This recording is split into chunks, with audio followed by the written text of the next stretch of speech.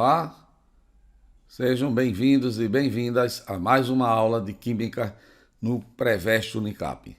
Sou o professor Edson Souza, dos cursos de Química e Meio Ambiente. Na aula de hoje, nós iremos ver a hidrólise de sais, parte 2. Então, vamos lá. Vimos sal derivado de ácido forte e base forte, ácido forte, base fraca, ácido fraco, base forte. E quando os dois são fracos, tanto o ácido quanto a base, né? Para a gente saber o pH do meio, né, tem aquela regra prática, a lei do mais forte, que nos outros casos já decidimos. Se o ácido é forte e a base fraca, a lei do mais forte, fica o meio ácido. Se a base for forte, fica o meio básico. Se os dois forem fortes, é neutro. Mas se os dois forem fracos, vai depender da ionização, vai depender da constante de acidez e da constante de basicidade. Vamos ver esse exemplo aqui, que é um sal, o cianeto de amônio, que tem essa característica. É derivado do hidróxido de amônio, que é uma base fraca, e do ácido cianídrico, que é um ácido fraco. Então, nesse caso, já que os dois íons são derivados de ácido de base fraca, eles vão sofrer uma hidrólise. Tanto o NH4 como o cianeto reagem com a água e formam um ácido de uma base fraca. Então, a hidrólise de ácido de base fraca poderá deixar a solução ligeiramente ácida ou ligeiramente básica. Vai depender do Ka e do Kb dos ácidos e bases fracos formados. Nesse exemplo em particular, o cianeto de amônio, a constante de acidez é 4,9 vezes 10 a menos 10.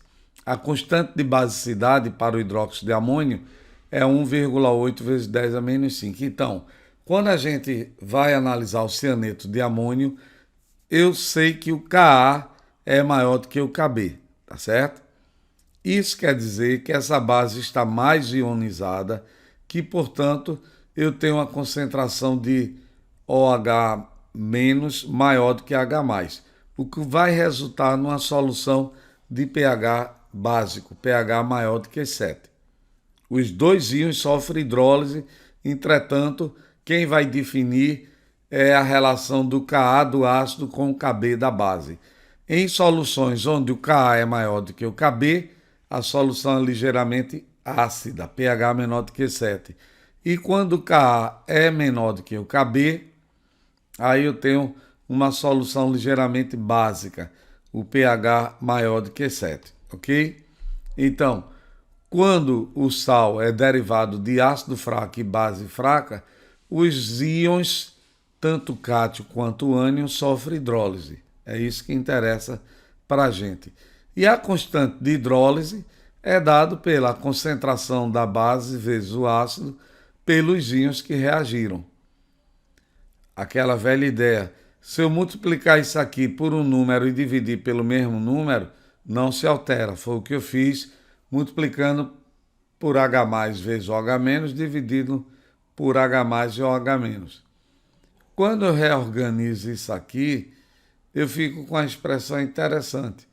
Eu fico com essa relação aqui, que é o inverso do Kb, essa relação, que é o inverso do Ka, e o produto iônico da água. É uma outra forma que eu tenho para calcular a constante de hidrólise de um sal que sofre hidrólise dos dois íons, sal derivado de ácido forte e base forte. É isso aqui, ó, o Kw dividido por Ka vezes Kb. E aí, vamos ver algumas aplicações. É uma aplicação clássica, inclusive, veja um vídeo que foi gravado no laboratório sobre essa questão aqui. Então, a gente vai resolver essa questão e estará disponível lá no ambiente virtual de aprendizagem. É o vídeo com essa questão. Fomos em laboratório e gravamos, que é uma questão clássica. Dada uma série de sais, você prevê se o meio é ácido, básico ou neutro para cada um desses sais. Vamos ver o sulfato de zinco cloreto de amônio, cloreto de sódio, carbonato de sódio e acetato de sódio. São adicionados em recipientes contendo água e eles formam as soluções. E o que eu quero saber, para cada uma dessas soluções, como é que o meio fica, ácido, neutro ou básico. Vamos um por um.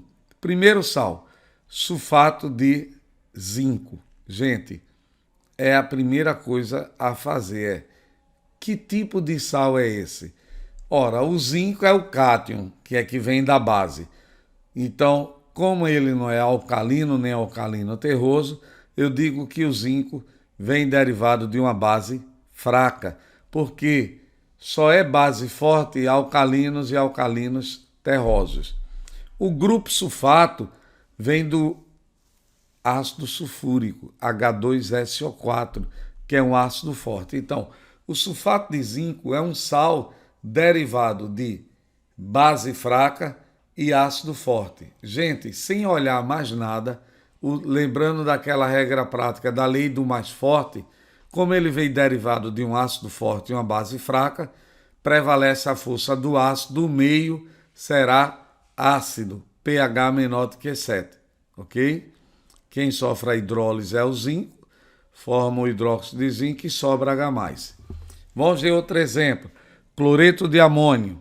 O NH4 é um íon que vem de uma base fraca. Cloreto é um íon que vem de uma base forte. Base fraca, ácido forte, a lei do mais forte. Prevalece o meio ácido. NaCl. Ora, esse sal tem o cátion sódio, que é derivado de uma base forte, o hidróxido de amônio, e o íon cloreto, que é derivado de um ácido forte. Então, olha aí, gente, um sal derivado de ácido forte e base forte. Logo, o meio é neutro. Outro exemplo, carbonato de cálcio. Vamos olhar a origem desse cátion e desse ânion. Ora, o carbonato é do grupo 2A, vem do hidróxido de cálcio, que é uma base forte. E o carbonato é um ácido fraco. Então esse ácido, esse sal, ele é derivado de uma reação de um ácido forte, de um ácido fraco e uma base forte. Então o cátion da base não sofre hidrólise. Quem reage é o carbonato com a água, forma o ácido carbônico, que é fraco, libera CO2 e água e fica o meio com a oxidrila livre, ou seja, um meio básico. Olha a regra do mais forte, como o ácido é fraco e a base é forte, prevalece o meio básico. O último caso aqui, o acetato de sódio, é um sal derivado de base forte, porque o cátion é o sódio, e um ácido fraco. Então, base forte e ácido fraco, a lei do mais forte, o meio é básico, pH maior do que 7, tá certo? Uma questão numérica que é a seguinte, ó. Calcule a constante de hidrólise do cianeto de potássio, sabendo que está em solução 0,2 molar e 0,85% hidrolisado. Calcule também a constante de ionização do ácido cianídrico e o pH da solução. Então vamos examinar a fórmula. Cianeto de potássio. O cianeto vem do ácido cianídrico, é um ácido fraco. E o potássio vem de uma base forte, alcalina. Então quem vai sofrer hidrólise é o ânion. Reage com a água, forma o ácido fraco e fica livre no meio oxidrila. Por isso que o pH é maior do que 7. Primeira pergunta, a constante de hidrólise, que é dado por essa equação, m vezes gama ao quadrado.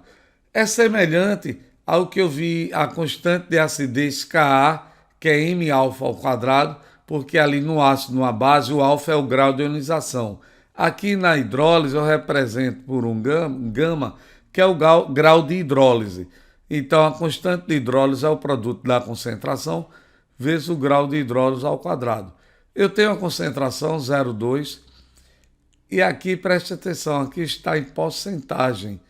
Então, 0,85 é a mesma coisa que 8,5 vezes 10 a menos 3.